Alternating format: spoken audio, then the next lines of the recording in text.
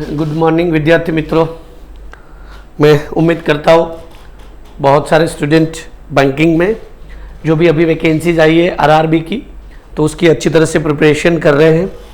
तो दोस्तों, जब भी कोई वैकेंसी डिक्लेयर होता है तो हम प्रिपरेशन तो बहुत अच्छी तरह से कर रहे होते हैं, लेकिन बहुत सारे स्टूडेंट ऐसे हैं जो बैंकिंग एकेडमी के हो या अदर स्टूडेंट हो, जो कहीं ना कहीं फॉर्म कैसे भरना है, फॉर्म की गाइडलाइंस क्या है, फॉर्म में क्या क्या ऐसी चीज़ें जिसको बहुत एक्यूरेसी के साथ फिलअप करनी है। क्योंकि दोस्तों, बहुत सारी बार हमने देखा है इतने साल के एक्सपीरियंस में, बहुत सारे स्टूडेंट फॉर्म भरने के टाइम पे उसको थोड़ा सा एक्यूरेसी का अभाव रहता है, या तो कुछ नॉलेज या तो कुछ अपडेट्स जो होती है वो सही तरह से पढ़ते नहीं है, जिसकी वजह से कहीं ना कहीं कुछ रॉन्ग इन्फॉर्मेशन या कुछ मिस्टेक इन्फॉर्मेशन यहाँ फिलफिल हो जाती है। उसके बाद वो कभी आगे जाके करेक्ट नहीं हो पाता है ना, क्योंकि एक बार फॉर्म सबमिट हो जाता है उसके बाद इसमें मॉडिफाई का ऑप्शन नहीं है। तो बहुत सारे स्टूडेंट फिर फाइनल सिलेक्शन तक ये जो मिस्टेक ऐसी होती है कुछ, जिसकी वजह से रिजेक्शन आ जाता है, फॉर्म का रिजेक्शन आ जाता है। तो ये ना हो, इसलिए हमारे सारे स्टूडेंट बैंकिंग एकेडमी के और कोई अदर स्टूडेंट जो फॉर्म भरना चाहते, उसके लिए मैं बहुत अच्छी तरह से एक्यूरेसी के साथ फॉर्म भरने की गाइडलाइंस क्या है उसको आज बहुत एक पॉइंट टू पॉइंट आप एक्सप्लेन करने वाला हूं। तो उम्मीद करता हूं दोस्तों इसको अच्छी तरह से देखिएगा, और कोई भी डाउट हो फिर आप एकेडमी के कोई भी डिपार्टमेंट में मिलके फिर भी कुछ डाउट रहा तो आप पूछ सकते हैं, या तो कमेंट बॉक्स में, चैट बॉक्स में आप पूछ सकते हैं। हमारी टीम जो है उसका आंसर्स आपको प्रॉपरली प्रोवाइड करेंगे। लेकिन दोस्तों, आपको, मुझे नहीं लगता है कुछ कंफ्यूजन रहेगा, फिर भी यहां पे मैं एक बार बहुत अच्छी तरह से समझा रहा हूं। कोई भी आप वीडियो जो है उसको पूरा एक्सप्लेनेशन के साथ देखिएगा तो आपके सारे डाउट क्लियर हो जाएंगे। दोस्तों, कल हमने वैसे ही डिस्कस किया था कि वैकेंसी जो है वो 10,000 के आसपास है, और उसमें अलग अलग पोस्ट है। मेनली 2 पोस्ट के लिए स्टूडेंट फॉर्म ज्यादातर भरते होते। एक पहला असिस्टेंट, मतलब जनरली हम क्लर्क बोलते हैं, और दूसरा ऑफिसर स्केल 1।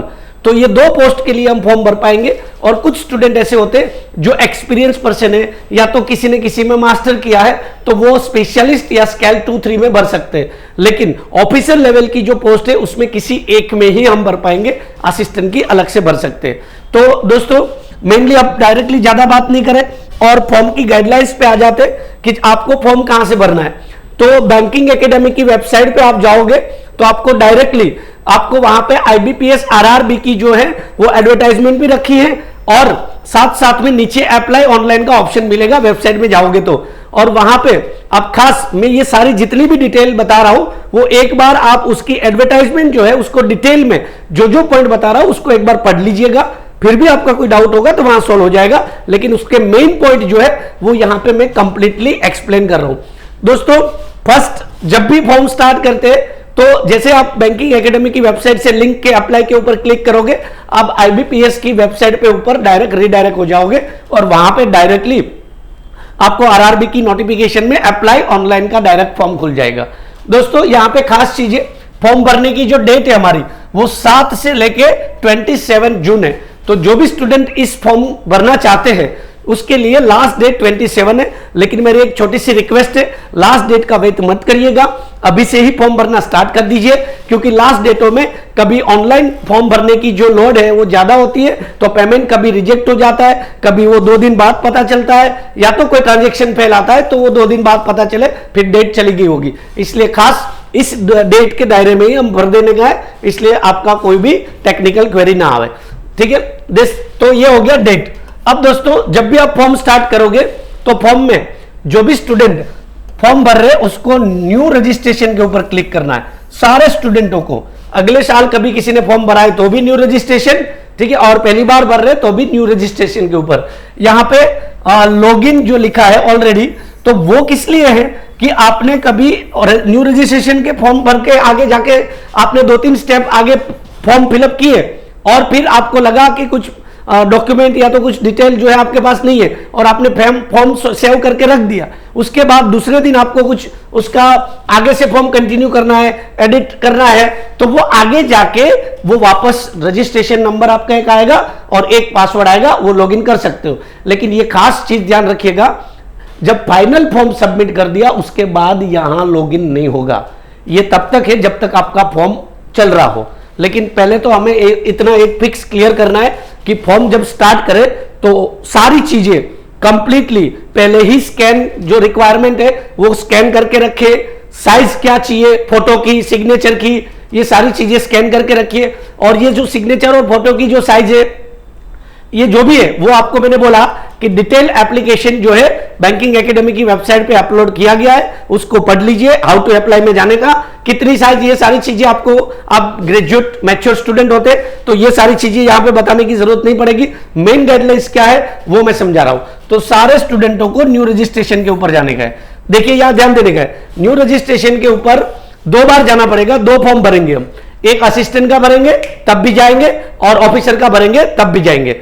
अब अंदर जब जाओगे तब आपको पोस्ट सिलेक्ट करने का आएगा कि आपको कौन सी पोस्ट के लिए भरना है, तब वो आपको क्लियर पता चल जाएगा कि कहां से हमें असिस्टेंट और ऑफिसर सिलेक्ट करना है। तो ये हो गई दोस्तों फ्रंट पेज की बेसिक इंफॉर्मेशन। अब दोस्तों आगे बढ़ेंगे तो पहला, जब आप न्यू रजिस्ट्रेशन स्टार्ट करोगे तो आपको बेसिक इंफॉर्मेशन यहां मांगा जाएगा।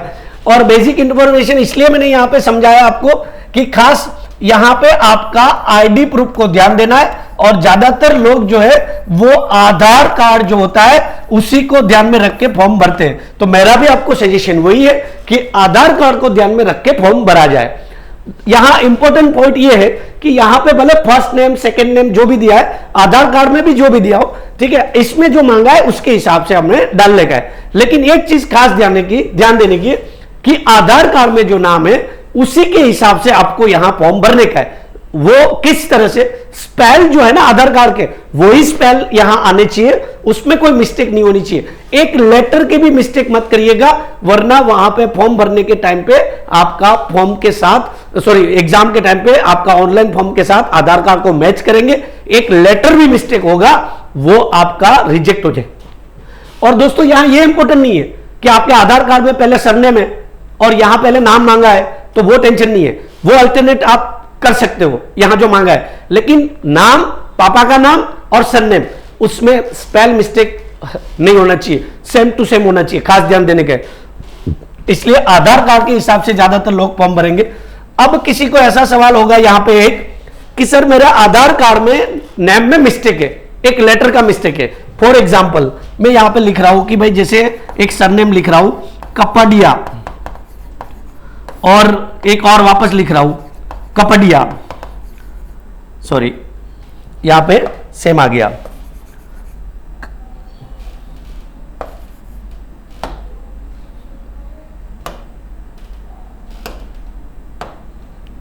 जी, तो यहां पे मैं ये लिख रहा हूं, ये भी कपडिया है और ये भी कपडिया है। लेकिन दोस्तों यहां ध्यान देने वाली बात ये है, समझो कि आपका ओरिजिनल सरनेम या नाम में ऐसा है, आधार कार्ड में गलती की वजह से ऐसा छप गया है, तो अभी फॉर्म में आपको यही फिलअप करना है, जैसा आधार कार्ड में दिख रहा है अभी वैसा ही फिलअप करना है। कोई सोचेगा फिर मेरी मार्कशीट में सब में ये अलग अलग नाम है, तो लास्ट में आपको एफिडेविट, जब भी फाइनल डॉक्यूमेंटेशन वेरिफिकेशन होगा तब आपका एफिडेविट एक बनाना होता है जो गैजेट के द्वारा बना दिया जाता है। उस टाइम पे कोई आपको टेंशन नहीं आएगी। अभी आपको इतना करना है कि आधार कार्ड में जो नाम है उसके हिसाब से ही फॉर्म भरने का है। दूसरा दोस्तों, नाम में एक और क्वेरी आती है कि बहुत सारे गर्ल्स ऐसे होते हैं कि कभी मैरिज हो गए होते, तो मैरिज हो गए होते तो उनको एक कंफ्यूजन होता है कि मुझे किस नाम से फॉर्म भरने का। दोस्तों एक खास चीज यहां ध्यान देने की, अगर आपके आईडी प्रूफ आपके हस्बैंड के नाम पे चेंज हो चुके तो आपको हस्बैंड के नाम पे फॉर्म भरना है। और अगर आपका मैरिज हो चुका है लेकिन अगर आपका आधार कार्ड या कोई डॉक्यूमेंट जो है वो अभी तक हस्बैंड के नाम पे ट्रांसफर नहीं हुए, तो आप पापा के नाम का भी फॉर्म भर सकते हो। भले आप मैरिड गर्ल्स रहे तो भी आप पापा के नाम फॉर्म भर सकते हो, उसमें कोई प्रॉब्लम नहीं है। इसलिए खास नाम में इतनी चीजें थी कि एक आधार कार्ड के हिसाब से पहले नाम बाद में सरनेम, उसका कोई टेंशन नहीं है। मेन टेंशन ये है कि स्पेल मिस्टेक नहीं होना चाहिए, कंप्लीटली वेरीफाई करके और फिर फिलअप करने का। बाकी की सारी डिटेल आपको पता है, इसके बारे में मैं एक्सप्लेन नहीं कर रहा हूं। जहां जहां आप मिस्टेक करोगे वो सारी चीजें मैं एक्सप्लेन करूंगा। बाकी सारी चीजें आप पढ़ोगे, आप बहुत अच्छी तरह से मैच्योर और ग्रेजुएट स्टूडेंट हो, आपको समझ में आ जाएगा। सेकेंड पेज सबसे इंपॉर्टेंट पॉइंट, इस बार थोड़ा इसमें अपडेट भी आया है। सेकेंड पेज जो आएगा, सेकेंड जो फोटो और सिग्नेचर अपलोड करने का है, इसमें खास चीजें ध्यान देने की कि फोटो और सिग्नेचर बहुत सारे स्टूडेंटों का कभी कभी अपलोड करने में बहुत सारी मिस्टेक होती है, इसकी वजह से फॉर्म रिजेक्ट हो जाएगा। इसलिए खास यहां पे मैं बहुत अच्छी तरह से समझा रहा हूं, यहां पे ध्यान देने का। इस बार आईबीपीएस ने कुछ चीजें अपडेट की है कि पहले फोटो डायरेक्टली स्कैन करके और अपलोड कर देना था, इस बार 2 फोटो अपलोड करना है। एक पहला, यहां ध्यान देने का, पहला लिखा है कि जो स्कैन कॉपी है यहां से चूज करने का है आपको, आपका पासपोर्ट साइज का जो फोटो होता है उसको स्कैन करके रखना है। और ये फोटो में भी ध्यान देने का दोस्तों कि फोटो एक प्रोफेशनल होनी चाहिए और एक थोड़ा सा प्लेन बैकग्राउंड वाली, जो रिसेंटली 6 महीने में आपने कहीं ना कहीं गिराई हो, है ना। कभी कभी क्या होती है कि हम 5-7 साल पुरानी फोटो अपलोड कर देते जो हमारे चेहरे के साथ मैच नहीं करता है। 10 साल पुरानी हमारी लक्की फोटो होती है वो भी अपलोड कर देते जो यहां पे मैच नहीं होता है। तो आपके चेहरे के साथ मैच होता हो वैसा फोटो जो है वो यहां पे अपलोड करने का है। खास ध्यान देने का, स्कैन किया हुआ फोटो पहले स्कैन करके रखने का है और यहां अपलोड करने का है। और इसमें भी इंपॉर्टेंट ध्यान देने का कि इसकी जो साइज है वो आपको एडवर्टाइजमेंट में पढ़ लेंगे तो वहां पता चल जाएगा, उसके लिए मैं टाइम वेस्ट नहीं कर रहा हूं। दूसरा, ये फोटो जो है वो स्कैन वाला है, ठीक है। और ये जो फोटो है वो आपको कैप्चर्ड करना है भाई, कैप्चर्ड करना है मतलब लाइव फोटो फॉर्म भरने के टाइम पे लाइव फोटो कैप्चर्ड करना है। कैसे, मैं समझाऊंगा। यहां पे एक चीज देखिए, यहां लिखा है कि ये क्यूआर कोड को स्कैन करने का है। अब क्यूआर कोड को स्कैन कैसे करेंगे वो अभी मैं पूरा प्रोसेस समझा रहा हूं, लेकिन तो यहां एक फोटो स्कैन किया हुआ आएगा और यहां पे एक फोटो जो आएगा वो कैप्चर्ड, लाइव कैप्चर करना है फॉर्म भरने के टाइम पे। वो कैसे करना है वो बताऊंगा। उससे पहले मैं यहां सिग्नेचर के बारे में समझा दूं क्योंकि नेक्स्ट पेज आ जाएगा, इसलिए तो सिग्नेचर जो हमें अपलोड करना है उसकी चीज यहां ध्यान देने का, इसमें कोई मिस्टेक नहीं करे वरना यहां पे फॉर्म रिजेक्ट हो जाएगा।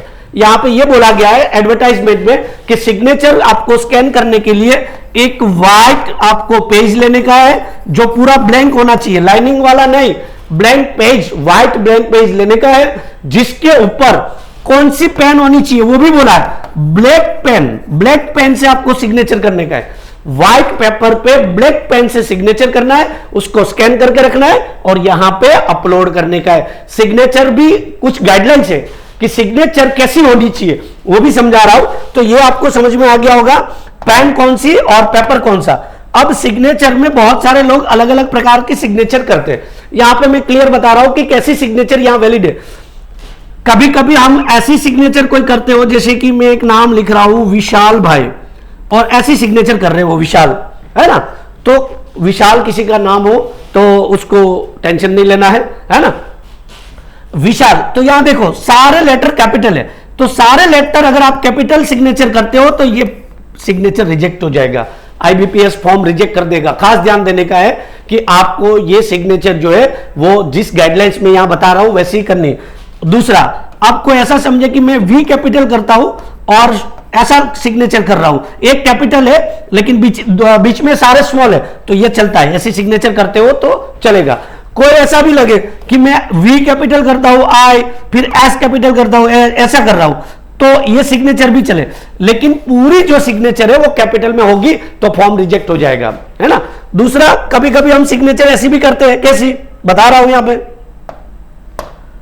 कि उनको भी पता नहीं चले कि हमने क्या किया है और हमने भी पता नहीं चले। जैसे कि फॉर एग्जांपल हम ऐसी सिग्नेचर करते हैं, ये मेरी सिग्नेचर नहीं है, ठीक है, इसलिए कॉपी नहीं करने का है, ऐसी सिग्नेचर हम करते हैं उनको भी पता नहीं चले हमें भी, तो ये भी वैलिड है। मेन चीज ये है आपको सिग्नेचर अभी चेंज करने जाना नहीं है, लेकिन अगर आप कैपिटल में सिग्नेचर कर रहे हो, जो मैंने आगे एग्जांपल दिया ऐसा और एग्जांपल दे देता हूं, ऐसा भी अगर कोई आप एक कैपिटल सिग्नेचर कर रहे हो तो ये रिजेक्ट हो जाएगा, ये वैलिड है। इसलिए सिग्नेचर की गाइडलाइंस क्लियर है, व्हाइट पेपर, ब्लैक पेन और पैटर्न क्या होनी चाहिए उसको स्कैन करके रखना है और यहां अपलोड करने का है। तो दोस्तों यहां पे मैंने सिग्नेचर के बारे में भी बता दिया कि सिग्नेचर कैसी होनी चाहिए, फोटो के बारे में मैंने बता दिया, फोटो में खास टॉपी वाला नहीं होना चाहिए, खास फेस आपका एकदम क्लियर दिखना चाहिए, वो सारी चीजें गाइडलाइंस है, ठीक है।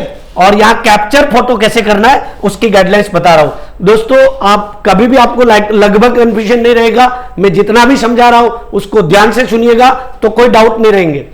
अब बात करते हैं फोटो कैप्चर कैसे करना है। दोस्तों फोटो कैप्चर के लिए आपको क्या करना है, वहां पे मैंने यहां बता दिया कि ये जो है ना, ये क्यूआर कोड को आपको स्कैन करना है। कैसे स्कैन करना है वो बता रहा हूं आपको। ये पेज आए उसके बाद आपके मोबाइल में जाके गूगल जो है ना उसका मेन पेज खोलने का है, गूगल लिखा होता है वो मेन पेज दिखना चाहिए। और या तो आपके कंप्यूटर से फॉर्म भर रहे हैं, लैपटॉप से भर रहे हैं, ठीक है, तो उसका अगर आपके पास वेबकैम है तो भी चलेगा, लैपटॉप का वेबकैम है तो भी चलेगा, और लैपटॉप से फॉर्म भर रहे और वेबकैम उसमें नहीं है तो मोबाइल से भी फोटो गिरा सकते हो। कैसे बता रहा हूं, मोबाइल से भी लाइव कैप्चर कर सकते हो। आपको क्या करना है, ये जब पेज आएगा तब मोबाइल में आपको गूगल खोल लेना है। मोबाइल में जब गूगल खोलोगे तो आपको यहां पे एक ऑप्शन दिखेगा कैमरे का, गूगल में एक ऑप्शन दिखेगा कैमरे का, उसके ऊपर क्लिक करने का है तो आपका कैमरा एक दो स्टेप में खुलेगा। कैसे तो बता रहा हूं, देखिए यहां पे जब आप गूगल में कैमरा खोलोगे तो उसके ऊपर आपको वो पता चल जाएगा कि कैमरे के लिए क्या यस नो करना है। जब आप कैमरा खोलोगे उसके बाद आपको वो क्यूआर स्कैन जो यहां पे दिया है उसको स्कैन करने का है। स्कैन करोगे तो आपके मोबाइल में ऐसा ऑप्शन आएगा, कौन सा, ये वाला पूरा। फिर यहां पे एक लिंक है IBPS वाली, उसके ऊपर क्लिक करोगे तो आपका फोटो जो है वो डायरेक्टली सेल्फी खुल जाएगा मोबाइल में, ठीक है। और हमें सेल्फी लेके थोड़ा सा फेस अच्छा सा आए यहां तक वैसा फोटो हमें अपलोड कर देने का है, गिरा के लाइव कैप्चर करने का है। और जैसे ही ओके करोगे यहां पे, ठीक है, तो तुरंत आपको यहां पे ये डिटेल आ जाएगी, कैप्चर करने का फोटो का ऑप्शन आ जाएगा। और जैसे ही आप फोटो क्लिक करके ओके करोगे तो यहां पे आपको क्लियर एक मैसेज आएगा IBPS की ओर से कि फोटो अपलोडेड सक्सेसफुली, ये मैसेज आएगा, ठीक है। उसके बाद आपको एक खास चीज ध्यान देने की, वापस वही पेज खुल जाएगा आपका जो पेज आपने फोटो के लिए ओपन किया था।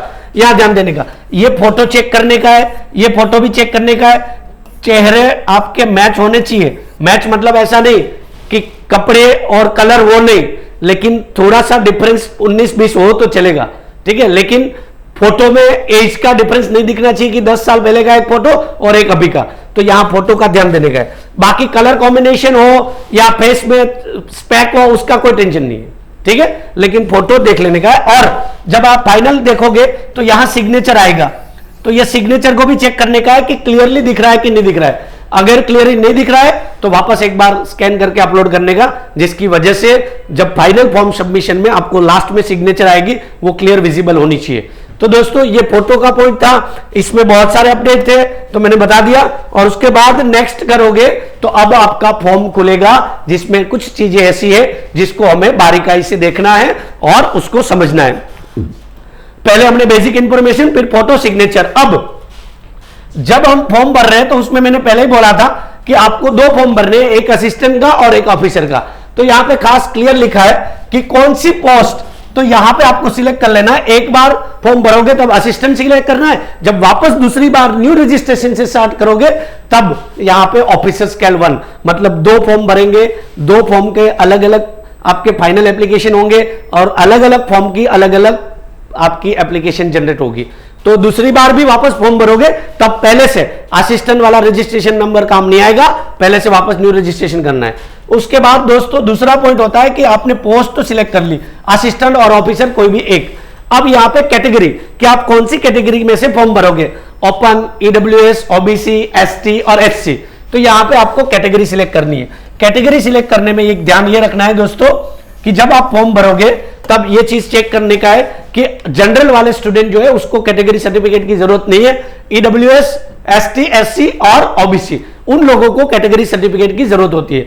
अगर आप कोई भी कैटेगरी में आते हो आप यहां सिलेक्ट कर सकते हो, यहां पे आपको सर्टिफिकेट अपलोड करना नहीं है, कोई भी सर्टिफिकेट अपलोड नहीं कर रहे। अपलोड तो फोटो, सिग्नेचर और एक हैंड रिटन डिक्लेरेशन है, उतना ही करना है। लेकिन सर्टिफिकेट ये खास ध्यान देने का कि आपका ये नेशनलाइज वैकेंसी है, इंडिया लेवल पे वैकेंसी है, तो आपका कास्ट सर्टिफिकेट जो है वो नेशनलाइज वैलिड होना चाहिए। आपके कास्ट सर्टिफिकेट के ऊपर ऐसा नहीं लिखना होना चाहिए कि only valid for Gujarat state, only valid for Maharashtra state, only valid for Rajasthan, only valid for UP या तो ओनली वैलिड फॉर बिहार। ऐसे बहुत सारे स्टेट है, तो आपका ऐसा वर्ड लिखा होगा तो आपको एक बार चेक करवाने का है कि आपकी कास्ट नेशनलाइज वैलिड है या स्टेट वाइज वैलिड है। क्योंकि यहां नेशनलाइज वैलिड सर्टिफिकेट चलेगा, फिर भी नहीं समझ में आए तो आपको क्या करना है, एकेडमिक की जो भी स्टूडेंट, जिस ब्रांच के स्टूडेंट है, वो एक बार एकेडमिक के जो भी मैनेजमेंट या एडमिनिस्ट्रेशन डिपार्टमेंट है वहां पे उसका सर्टिफिकेट बता दे, क्योंकि जिन लोगों का नेशनलाइज वैलिड होगा उसमें लिखा होगा, ऊपर जो भी लिखा हो, लेकिन लिखा होगा कि post under government of India. ऊपर भले गुजरात सरकार लिखा हो, भले राजस्थान लिखा हो, क्योंकि सरकार ही आपका सर्टिफिकेट निकालेगी, लेकिन उसमें लिखा होता है कि आपका जो कास्ट है वो valid under post for government of India, ऐसा लिखा होगा। तो ये जो है वो लिखा होना चाहिए। ओनली गुजरात स्टेट या ऐसा कुछ वर्ड लिखे तो एक बार चेक करवाइएगा, तो आपको हम बताएंगे, गाइड करेंगे। तो यहां पे कास्ट वाला ध्यान देने का है। खास चीजें दोस्तों, आपका कास्ट सर्टिफिकेट बना हो तो ही यहां कास्ट सिलेक्ट करिएगा। यहां पे ये मत करिएगा कि कास्ट तो बना लूंगा मैं, रिन्यू करना बाकी हो तो चले, लेकिन अगर कास्ट सर्टिफिकेट बनना बाकी होगा और फिर नहीं बनेगा और यहां पे आपने कोई एक सर्टिफिकेट या कास्ट सिलेक्ट कर ली और उसके बाद फिर आपका कास्ट सर्टिफिकेट नहीं बना तो फिर प्रॉब्लम आएगी। इसलिए खास कास्ट आपका क्लियर सिलेक्ट करना है। तो दोस्तों बाकी की जो चीजें है ना वो आप पढ़ोगे, आपको पता चल जाएगा, इतना यहां टेक्निकल कोई प्रॉब्लम नहीं है। अब बात करते हैं दोस्तों यहां पे आगे नेक्स्ट पॉइंट में, ये सारी चीजें आप पढ़ोगे आपको पता चल जाएगा। ज्यादातर कुछ ऐसे है जिसमें नो ही आएगा, ठीक है, जो प्रॉब्लम मतलब कुछ आपके डेटाबेस होते हैं जो सारे लोगों को अप्लाई नहीं होता है, कोई फिजिकली हैंडीकैप है क्या, कोई अलग अलग कैटेगरी के स्टूडेंट है, तो यहां पे बाकी सब आप पढ़ोगे पता चल जाएगा। मेन पॉइंट अब आगे ये पूछा जाएगा कि आपने अगले साल या उससे पहले कभी भी आरआरबी की एग्जाम दी है कि नहीं दी है, आपने पहले अटेम्प्ट किया है कि नहीं किया है। तो यहां पे खास चीज ध्यान दें, अटेम्प्ट किसको बोला जाता है कि प्रीलिम अटेम्प्ट किया है तो उसको अटेम्प्ट नहीं बोला जाता है, प्रीलिम पास होकर मेंस को अटेम्प्ट किया है तो उसको एक अटेम्प्ट बोला जाता है। वैसे बैंकिंग सेक्टर में, आरआरबी में और आईबीपीएस में कोई अटेम्प्ट की लिमिटेशन नहीं है, फिर भी यहां पे एक बेसिक इंफॉर्मेशन पूछ रहे। तो खास अटेम्प्ट आपका तो ही गिना जाएगा एक जब आपने नेक्स्ट अगर मेंस एग्जाम दिया हो प्रीलिम्स के बाद, अगर प्रीलिम क्वालिफाई नहीं हुआ तो उसको अटेम्प्ट नहीं गिना जाएगा, नो कर देने का है। और अगर अटेम्प्ट किया है मेंस का तो यस कर देने का, उसमें कोई टेंशन नहीं है, यहां पे अटेम्प्ट की कोई लिमिटेशन नहीं है। उसके बाद नेक्स्ट जाओगे तो आपकी पर्सनल डिटेल है, उसके बारे में ज्यादा आपको दिक्कत नहीं आएगी। अब आगे जाएंगे डेट ऑफ बर्थ। ये इंपॉर्टेंट इसलिए मैंने यहां पे लिया है, सब लोगों को डेट ऑफ बर्थ तो पता ही होती है, लेकिन कभी कभी गवर्नमेंट डॉक्यूमेंटेशन में कहीं ना कहीं मिस्टेक होती है। किसी की ओरिजिनल डेट ऑफ बर्थ 2003 में होती है और गवर्नमेंट में 2002 छप के आया होता है, और कभी किसी की ओरिजिनल डेट ऑफ बर्थ 2005 होती है, गवर्नमेंट ने 2004 छाप दिया होता है मिस्टेक की वजह से, तो टेक्निकल मिस्टेक की वजह से भी हो सकता है। तो यहां पे खास ध्यान देने का, आपके आधार कार्ड, आपके पैन कार्ड, उसमें जो ओरिजिनल डेट ऑफ बर्थ है, चाहे वो पहले कोई और हो, उससे कोई लेना देना नहीं है। आधार कार्ड और पैन कार्ड में जो डेट ऑफ बर्थ है आईडी प्रूफ में आपकी, वो ही यहां लिखनी है, ठीक है, खास ध्यान देने का है। अगर यहां पे चलो आपने आधार कार्ड में और इसमें कोई मिस्टेक नहीं है, फिर भी आपने यहां कोई गलती से भी अगर कोई ईयर चेंज सिलेक्ट कर लिया होगा, सिलेक्शन रुक जाएगा, कोई चेंज अलाउड नहीं है आगे जाके कि मेरा मिस्टेक हो गया। आधार कार्ड में या किसी में भी बर्थ डेट जो है वही डालना है, बर्थ डेट आगे जाके फाइनल सिलेक्शन के बाद चेंज नहीं हो सकता है, फॉर्म सबमिट हो गया उसके बाद खत्म हो गया। हाँ, नाम में कुछ मिस्टेक रह गया है तो उसका मतलब आगे जाके एफिडेविट बनेगा। तो ये हो गया डेट ऑफ बर्थ के बारे में। बाकी सारी चीजें आप बहुत अच्छी तरह से जानोगे। एड्रेस कहीं का भी हो, आधार कार्ड जो है उसमें एड्रेस अलग हो, आप कहीं और रहते हो, कोई प्रॉब्लम नहीं है, एड्रेस कोई भी आप डाल सकते हो। यहां पे उस आपके पापा के नाम का भी एड्रेस प्रूफ चाहिए ऐसा जरूरी नहीं है। किसी भी एड्रेस प्रूफ आप जहां रहते हो, वो घर रेंट पे हो या कोई भी हो, यहां पे वो इंपॉर्टेंट नहीं है। आपको कोई भी एड्रेस आप जहां रहते हो वो यहां फिलअप करने का है। एड्रेस रिलेटेड आपको कोई टेक्निकल क्वेरी नहीं आएगी। दोस्तों आगे बात करें, नेक्स्ट जो पॉइंट है वो सारे एड्रेस रिलेटेड आपके परमानेंट और कॉरेस्पॉन्डेंस एड्रेस रिलेटेड है, वो आप कोई भी डाल सकते हो, पापा के नाम पे हो या ना हो, आपका अभी प्रेजेंट एड्रेस डाल सकते हो, आधार कार्ड में भी वो एड्रेस हो या ना हो, कोई टेंशन नहीं है। आगे नेक्स्ट पॉइंट इंपॉर्टेंट कि आपका एजुकेशनल क्वालिफिकेशन, कि आपको एजुकेशनल क्वालिफिकेशन जो फिलअप करनी है यहां पे डायरेक्ट ग्रेजुएशन वाली भरनी है, 10वीं 12वीं की भरने की जरूरत नहीं है। तो ग्रेजुएशन लिखा है और यहां पे डिग्री आपने कौन से लिया है वो यहां पे सिलेक्ट करना होगा। उसके बाद आपका कोई स्पेशलाइज सब्जेक्ट हो अगर ग्रेजुएशन में तो वो आपको फिलअप करना है, नहीं हो तो कोई टेंशन नहीं है।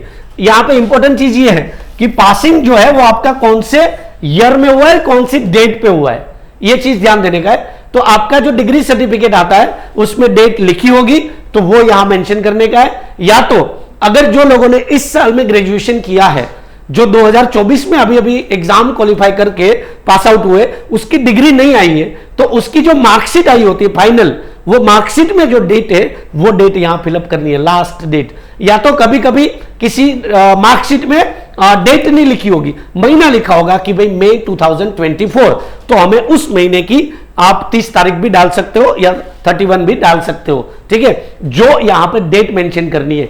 इसलिए मार्कशीट अगर डिग्री नहीं आया हो तो लास्ट मार्कशीट देखने की है, उसका यहां पे फिलअप करना है। सबसे इंपॉर्टेंट पॉइंट दोस्तों, यहां परसेंटेज मांगे हैं। अभी हमारी ज्यादातर यूनिवर्सिटी जो है वो परसेंटेज में रिजल्ट नहीं देती है, सीपीआई देती है, सीजीपीए देती है, या तो एसजीपीए देती है। तो खास ध्यान देने का दोस्तों, यहां परसेंटेज कौन सा देना है, हमें लास्ट 2 सेमेस्टर या लास्ट 4 सेमेस्टर का नहीं डालना है, 6 सेमेस्टर या 8 सेमेस्टर का एवरेज करके उसके बाद उसको परसेंटेज में कन्वर्ट करने का है। परसेंटेज में कन्वर्ट करना कैसे है, तो हर एक यूनिवर्सिटी की हर एक मार्कशीट के पीछे या तो डिग्री सर्टिफिकेट के पीछे जो आपके पॉइंट सिस्टम है उसको परसेंटेज में कन्वर्ट करने का मेथड दिया गया होता है। तो वो जो है परसेंटेज में कन्वर्ट करके उसके बाद यहां परसेंटेज, लेकिन सारे सेमेस्टर का एवरेज करके डालने का है, लास्ट 2 या 4 सेमेस्टर का नहीं। और किसी का अगर परसेंटेज में कन्वर्ट करने का मेथड नहीं पता हो तो आप अपने ग्रेजुएशन के पहले जो सीनियर गए हैं या तो कोई भी कलीग्स है, प्रोफेसर है, उनको आप पूछ के परसेंटेज डाल सकते हो। हर एक यूनिवर्सिटी का अलग अलग है, इसलिए दूसरी यूनिवर्सिटी का कन्वर्शन मेथड लेना नहीं है, ये खास चीजें ध्यान देने की। दूसरा, ये तो ग्रेजुएशन का हो गया। अगर कोई स्टूडेंट ऐसे है कि जो मास्टर किए है, तो मास्टर किए हुए स्टूडेंट के लिए भी यहां ऑप्शन है कि मास्टर की इंफॉर्मेशन डाल सकते हैं, ठीक है। तो यहां पे पोस्ट ग्रेजुएट है, क्लियर मेंशन, सेम प्रोसेस, ठीक है।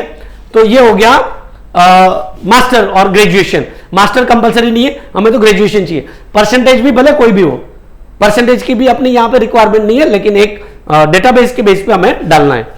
उसके बाद आगे जाओगे दोस्तों, तो सबसे इंपॉर्टेंट पॉइंट खास ध्यान देने का, यहां पे यह पूछा होगा कि आपको लोकल लैंग्वेज जो है वो आपने यहां पे क्लियर लिखा है, where the local language of the state selected was studies in standard 8 या तो उसके अबोव लेवल, ठीक है, 8वीं या तो उससे above level government recognise board से अगर आपने पढ़ा हो तो आपको यहां पे यस लिखना है। अब गुजरात से फॉर्म भर रहा है तो स्टेट की लैंग्वेज गुजराती है, 8वीं 9वीं और 10वीं, ठीक है, खास ध्यान देने का है। अगर आपने उसमें कहीं पे भी लोकल लैंग्वेज पढ़ा है तो यहां यस करना है, और कौन सी लोकल लैंग्वेज है वो यहां सिलेक्ट करना है।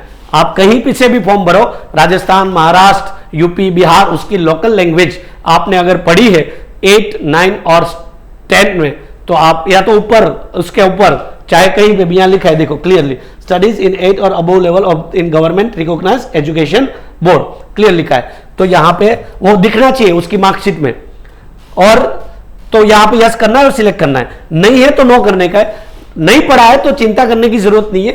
हाँ, ये है कि जब आप फाइनल सिलेक्शन में जाओगे, अगर आपने 8, 9, 10 या तो उसके अबोव लेवल पे आपने नहीं पढ़ा है सब्जेक्ट वहां का, स्टेट का, गुजराती हो, हिंदी हो, मराठी हो, कोई भी दूसरी लैंग्वेज हो, अपने अपने स्टेट की बहुत सारी लैंग्वेज है, अब नहीं पढ़ा है तो वहां पे एक छोटी सी लैंग्वेज टेस्ट लेंगे। लैंग्वेज टेस्ट मतलब क्या, ग्रामर नहीं पूछेंगे, आपको गुजराती या आपकी स्टेट की लैंग्वेज आती है उसके बारे में थोड़ा बहुत पढ़वाएंगे और कुछ लिखवाएंगे। तो जो स्टूडेंट ऐसे जिसको गुजराती आती है, ठीक है, और या तो जो गुजरात से फॉर्म भर रहे, तो अगर आपको गुजराती आती है, सब्जेक्ट नहीं पढ़ा है तो चिंता करने की कोई जरूरत नहीं है। दूसरा, नहीं आती है तो भी आप थोड़ा थोड़ा पढ़ना चालू कर दो। 3 महीने में तो हम पूरी एग्जाम 4 महीने की तैयारी करते होते, तो एक सब्जेक्ट थोड़ा बहुत न्यूज़पेपर में से पढ़ना, गुजराती पढ़ सकते हो, ठीक है। इसलिए यहां ग्रामर का टेंशन नहीं है।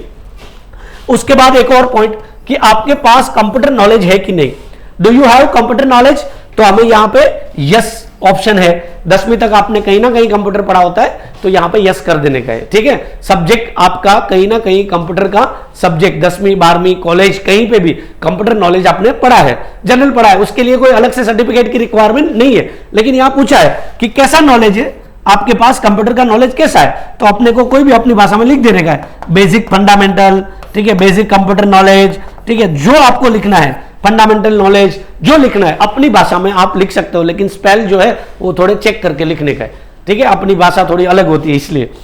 तो यहां पे ये चीज ध्यान देने का है। उसके बाद अगर नेक्स्ट बात करूं मैं,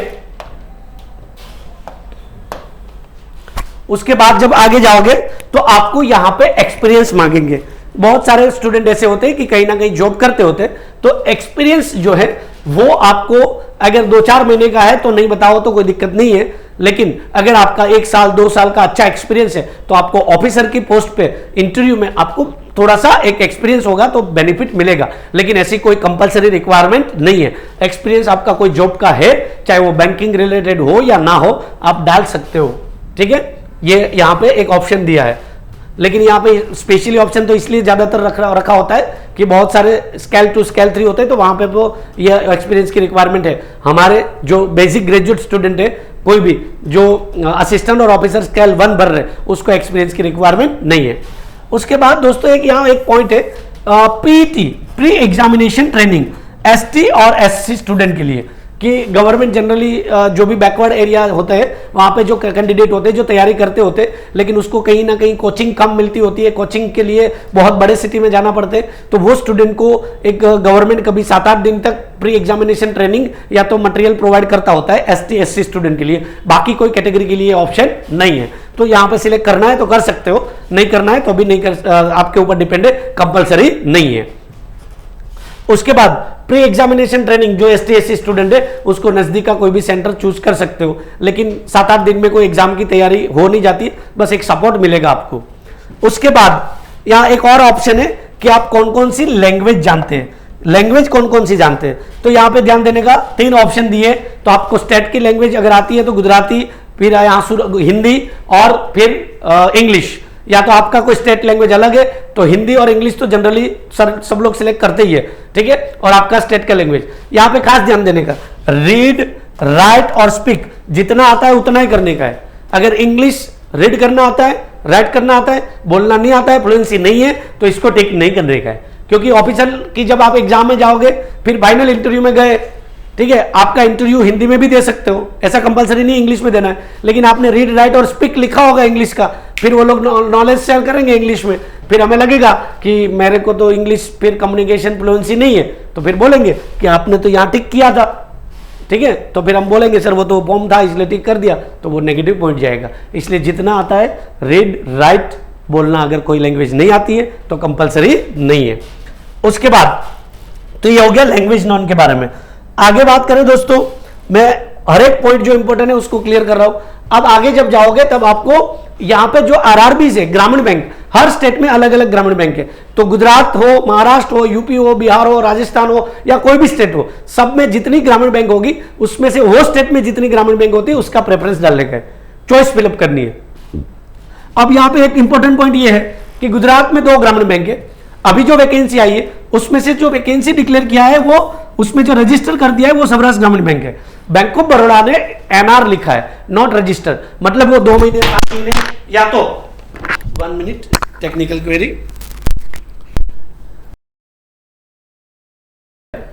तो यहां पे ये जो ग्रामीण बैंक है, तो ग्रामीण बैंक जो है उसमें बड़ौदा ग्रामीण ने भले अभी डिक्लेयर नहीं किया है, लेकिन आप पहला ऑप्शन रख सकते हैं। अगर फाइनल रिजल्ट तक कभी भी वो वैकेंसी अपडेट करने का आईबीपीएस उसको परमिशन देता है, तो अगर बड़ौदा ग्रामीण ने पहले डिक्लेयर किया तो आपने पहला ऑप्शन रखा तो मिल जाएगा। अगर उसने डिक्लेयर नहीं किया है तो इसका मतलब ऐसा नहीं कि सौराष्ट्र ग्रामीण नहीं मिलेगा, वो भी मिल सकता है, ठीक है। और बड़ौदा ग्रामीण जो है वो आपको मैं बता दूं ऑलमोस्ट ज़्यादातर अहमदाबाद के इस साइड आओगे, बड़ौदा, सूरत, वापी, वलसाड, वहां तक ज्यादातर बड़ौदा ग्रामीण है, और आप अब कच्छ तक जाओगे तो वहां पे भी बड़ौदा ग्रामीण है, और सौराष्ट्र का ज्यादातर एरिया है वहां पे सौराष्ट्र ग्रामीण है। तो अभी आप दोनों प्रेफरेंस डालने का, एक नहीं दोनों डालने का, दोनों पहला कोई भी रख सकते हैं आप, बड़ौदा ग्रामीण और सेकंड सौराष्ट्र ग्रामीण, प्रेफरेंस दे देने का है, ठीक है। वैकेंसी आगे रजिस्टर अगर बड़ौदा ग्रामीण करेगा तो अपना ऑप्शन सिलेक्ट हुआ होना चाहिए। उसके बाद जब फाइनल फॉर्म सबमिट करोगे दोस्तों, तब आपको यहाँ पे 3 या 4 कंफर्मेशन बोला है, तो उसमें से 3 तो कंफर्म कर ही देने का है, 3 तो कर ही देने का है। एक ये जो है ना मिडल वाला, उसमें एक क्वेरी ये है कि अगर आपने कोई नाम ऊपर लिखा है फॉर्म में, जो फॉर्म भरा मैंने वाला आधार कार्ड के हिसाब से, तो आधार कार्ड में कोई मिस्टेक है तो मिस्टेक वाला भरने का है फॉर्म ऑनलाइन, ठीक है। तो फिर जब मिस्टेक वाला अगर आधार कार्ड में नाम है तो अभी आपको करेक्ट नहीं करना है, ऑनलाइन फॉर्म में वही भरना है, लेकिन लास्ट में आपको एक गवर्नमेंट एफिडेविट प्रोवाइड करना होगा। तो अगर नाम आपका मिस्टेक वाला है तो आपको ये सिलेक्ट करना है, खास ध्यान दे, वरना उसको ब्लैंक छोड़ने का है। क्लियर? और आगे जब आपको कंप्लीट रजिस्ट्रेशन करोगे, खास चीज ध्यान दीजिएगा, यहां जब कंप्लीट रजिस्ट्रेशन करोगे तो आपको एक ऑप्शन आएगा, कौन सा? प्रीव्यू वाला। कौन सा आएगा? प्रीव्यू। ये प्रीव्यू मैंने यहां से मतलब नेक्स्ट स्टेप हटा दिया है, लेकिन जब यहां कंप्लीट रजिस्ट्रेशन करोगे तो खास ध्यान देने का, एक बार फर्स्ट से लेके लास्ट तक पूरी एप्लीकेशन को वेरीफाई कर लीजिए। 2 बार भले वेरीफाई करना पड़े, एक भी मिस्टेक नहीं होनी चाहिए, क्लियरली देख लेने का, क्योंकि प्रीव्यू करने के बाद जब सबमिट करोगे, ठीक है, फाइनल आगे, तो उसके बाद ये फॉर्म मॉडिफाई नहीं होगा, इसलिए खास ध्यान देने का। वापस फिर पूरा फॉर्म भरना पड़ेगा, नया फीस भरना पड़ेगा, इसलिए खास ध्यान दे कि मिस्टेक ना करें। तो यहां पे फाइनल प्रीव्यू ऑप्शन आएगा। अब आगे जाके आपने एक बार फोटो तो अपलोड कर दिया था, ठीक है, सिग्नेचर भी अपलोड कर दी थी, लेकिन 2-3 चीजें और अपलोड करने का है, यहां ध्यान देने का। यहां पे पहला ऑप्शन जो दिया गया है वो लिखा है लेफ्ट हैंड थंब इंप्रेशन। मतलब क्या कि यहां पे आपको एक वापस व्हाइट कलर का ब्लैंक पेज लेने का है, उसके ऊपर आपको आपका left hand thumb impression, white colour का ब्लैंक पेज लेके आपको लेफ्ट हैंड थंब इंप्रेशन लगाने का है। आपको थंब इंप्रेशन लगाने का पता ही है एक। और यहां पे ध्यान देने का, जो पैड होता है साइड पैड, वो ब्लैक भी चलेगा और ब्लू भी चलेगा। आपको क्या करना है, आपका लेफ्ट हैंड थंब इंप्रेशन लगा के व्हाइट कलर में ब्लैंक पेज में लगा के उसको स्कैन करके पहले से रखने का है और अपलोड यहां करने का है। लेफ्ट हैंड थंब इंप्रेशन एक ही बार थंब इंप्रेशन लगाने का है, 2-4 बार नहीं, ठीक है, कि भाई ये तो थोड़ा लाइट दिख रहा है तो 2-3 बार नहीं, एक ही बार लगाओ अच्छी तरह से। और पैड भी अच्छा थोड़ा यूज करने का, क्योंकि बहुत सारे लोग तो क्या है कि सालों पहले का पैड पड़ा होता है, साई पैड, उसके ऊपर पानी डाल के उसको घिस के करते, नहीं, प्रॉपर साई होनी चाहिए, पानी वाली नहीं, खास ध्यान देने का, ठीक है। तो यहां पे left hand thumb impression white colour का पेज होना चाहिए और साई आपकी ब्लैक या ब्लू होनी चाहिए। उसके बाद एक और चीज, सबसे इंपॉर्टेंट पॉइंट, ये चीज क्या, तो के एक मिटा देता हूं यहां पे पहले, हैंड रिटन डिक्लेरेशन। जब आप फॉर्म भरोगे तो आपने जितनी भी ऊपर की डिटेल फिलअप की है वो सही है, वैसा आपको एक हैंड रिटन डिक्लेरेशन लिखने का है, लेकिन आपकी लैंग्वेज में नहीं। पहले वापस यहां पे व्हाइट पेज लेने का है, व्हाइट पेज, ठीक है, और पेन ब्लैक, ये खास गाइडलाइंस है, ये पेन जो है वो ब्लैक होनी चाहिए। और ये हैंड रिटन जो डिक्लेरेशन है वो आपको कहां से मिलेगा, तो कि मैंने बोला था कि फॉर्म भरो उससे पहले एडवर्टाइजमेंट में जाने का है, पूरे 15, 20, 25 पेज की एडवर्टाइजमेंट है, उसमें हाउ टू अप्लाई है, उसमें पॉइंट टू पॉइंट पढ़ोगे तो एक पॉइंट आएगा हैंड रिटन डिक्लेरेशन। वहां पे आईबीपीएस ने एक हैंड रिटन डिक्लेरेशन पूरा फॉर्मेट लिख के दिया है, उसको कॉपी करने का है, आपको खुद की इंग्लिश यूज करनी नहीं है। कैसे कॉपी करने का है बता देता हूं। यहां पे देखो मैंने एक फॉर्मेट कॉपी किया है, ये जो है हैंड रिटन उन लोगों ने लिख के दिया है, यहां पे क्लियरली 2 लाइन में लिख के दिया है। आपको क्या करना है, एक व्हाइट पेज लेने का है, व्हाइट पेज के ऊपर उसको आपके हैंड से लिखना है, दोस्त के हैंड से नहीं, फ्रेंड कोई नहीं, भाई नहीं, कोई नहीं, क्योंकि आपका फॉर्म है, ये लोग वापस वहां हैंड रिटन डिक्लेरेशन लिखवा सकते हैं। आपके राइटिंग मैच होने चाहिए, अगर राइटिंग मैच नहीं होगा तो फॉर्म और सिलेक्शन रिजेक्ट हो जाएगा। आपके हाथ से लिखने का है। दूसरा, कॉपी करने का है, मतलब यहां आई के बाद अपना नाम डाल के और ये नाम ऑफ द कैंडिडेट हटा देने का है, ठीक है, और पूरा कॉपी करने, खास ध्यान देने का, कॉपी करने में उन लोगों ने जिस लेटर को कैपिटल किया है उसको कैपिटल, जिसको स्मॉल किया है उसको स्मॉल। आपको अच्छा दिखे इसलिए कैपिटल में लिखना नहीं है सारा, कि मैं तो कैपिटल में लिख देता हूं, क्योंकि अगर कैपिटल में लिखा होगा तो अभी हैंड रिटन डिक्लेरेशन रिजेक्ट हो जाएगा। इसलिए खास यहाँ की गाइडलाइंस बहुत इंपॉर्टेंट है। कुछ कुछ चीजें ऐसी है, ये इसलिए करवा रहे कि जहां पे एग्जाम में एक्यूरेसी जो है वो बहुत अच्छी तरह से मेंटेन की जाए, इसलिए खास यहां पे हैंड रिटन डिक्लेरेशन जो है वो आपको लिखने का है, और मैंने कैसे लिखना है वो बता दिया। उसके बाद लास्ट में तो सिक्योरिटी कोड है, और दोनों को स्कैन करके पहले से रखना है और अपलोड करने का है। क्लियर? उसके बाद दोस्तों लास्ट 1-2 पॉइंट बचे, उसमें सिग्नेचर में मैंने बोल दिया था कि कैपिटल लेटर में सिग्नेचर अलाउड नहीं है, और यहां सारी चीजें लिखी, देखिए, candidate has to sign on the white paper with the black ink pen, candidate has to put his left thumb impression on a white paper with black or blue ink, candidate has to write the declaration on in English only clearly on a white paper with black ink. Clear लिखा हुआ है, इसलिए ये guidelines जो है उसको हमें completely follow करना है, मिस्टेक नहीं करना है। और ब्लैंक पेपर लेने का है, लाइनिंग वाला नहीं, और ऐसा पेपर जिसके ऊपर नाश्ता नहीं किया हो 2-3 बार। हम तो ऐसे भी पेपर यूज कर लेते, ये फाइनल सिलेक्शन हमें आगे जाके प्रॉब्लम नहीं आए, इसलिए ये गाइडलाइंस सारी आपको समझाई जाती है। दोस्तों लास्ट में जब फाइनल सबमिशन में जाओगे तो पेमेंट आएगा, जिस कैटेगरी आपने सिलेक्ट की होगी, ओबीसी हो, जनरल हो, ओबीसी हो, जनरल हो, ईडब्ल्यूएस हो, एसटी हो, सबके लिए अलग अलग फीस है। जैसे आप फाइनल सबमिशन में जाओगे तो आपने जो कैटेगरी सिलेक्ट की होगी उसकी फीस यहां आ जाएगी, और फाइनल सबमिशन जो है वो आपको यहां पे सबमिट, लेकिन खास ध्यान देने का, प्रीव्यू करने के टाइम पे एक बार चेक कर लेने का, और फाइनल सबमिशन के टाइम पे आगे के पॉइंट चेक कर लेने का, उसके बाद सबमिट करने का, क्योंकि एक बार पेमेंट कंप्लीट हो गया उसके बाद फॉर्म में कोई भी चेंज अलाउड नहीं है। और उससे पहले भी प्रीव्यू के बाद भी आपने जो सबमिट किया है, प्रीव्यू के बाद जो आपने कंप्लीट किया उसमें भी प्रीव्यू करने से पहले एक बार चेक, पूरा इंफॉर्मेशन चेक कर लेने का, सबमिट बाद में करने का, लास्ट में फाइनल पेमेंट करने के बाद फॉर्म कंप्लीट हो जाएगा। उसके बाद एक चीज ध्यान देने की है, फॉर्म का पीडीएफ जनरेट होगा, वो डाउनलोड करके सेव करके रखने का है। आगे जाके आपको उसकी रिक्वायरमेंट बनेगी, एक पीडीएफ असिस्टेंट का फॉर्म भरोगे तब, दूसरा वापस पहले से फॉर्म स्टार्ट करना है, सारी इंफॉर्मेशन वही फिलअप करनी है, लेकिन ऑफिसर का सिलेक्ट पोस्ट करने का है, और ऑफिसर की पोस्ट सिलेक्ट करके फाइनल पीडीएफ लास्ट जनरेट करने के लिए, तो जो लोग 2 फॉर्म भरेंगे उसको 2 फीस भरने की है और 2 फॉर्म भरने के, क्लियर। इसलिए खास इस फॉर्म भरने में ध्यान देने का। दोस्तों ऑलमोस्ट मैंने सारे जो डिटेल्स है वो आपको समझा दिए, फिर भी आपको कोई भी डाउट हो किसी भी प्रकार का, मेरा रिक्वेस्ट ये है कि पहले वीडियो को अच्छी तरह से आप देखोगे तो आपको कंप्लीटली समझ में आ जाएगा। फिर भी कुछ डाउट रहते हैं तो आप डायरेक्टली एकेडमी के जो भी एडमिनिस्ट्रेशन डिपार्टमेंट है वहां डिपार्टमेंट को पूछ सकते हैं, वहां से आपको कंप्लीट आंसर मिल जाएगा। उम्मीद करता हूं दोस्तों मैंने जो भी इंफॉर्मेशन दिया है वो कंप्लीटली आपको समझ में आया हो। फिर भी कुछ डाउट होगा नीचे चैट बॉक्स में लिखोगे, कमेंट बॉक्स में, तो आपको हमारी टीम आंसर देंगे। Thank you very much. और दोस्तों फॉर्म अभी से भरना अब स्टार्ट कर दो, वेट मत करो, ठीक है। कहीं से भी फॉर्म भर सकते हो, कंप्यूटर हो, लैपटॉप हो, या कहीं साइबर कैफे हो, या कहीं से भी भर सकते हो, ठीक है। फिर भी कुछ क्वेरी आए तो हम आपके साथ हैं। थैंक यू वेरी मच, आभार, धन्यवाद।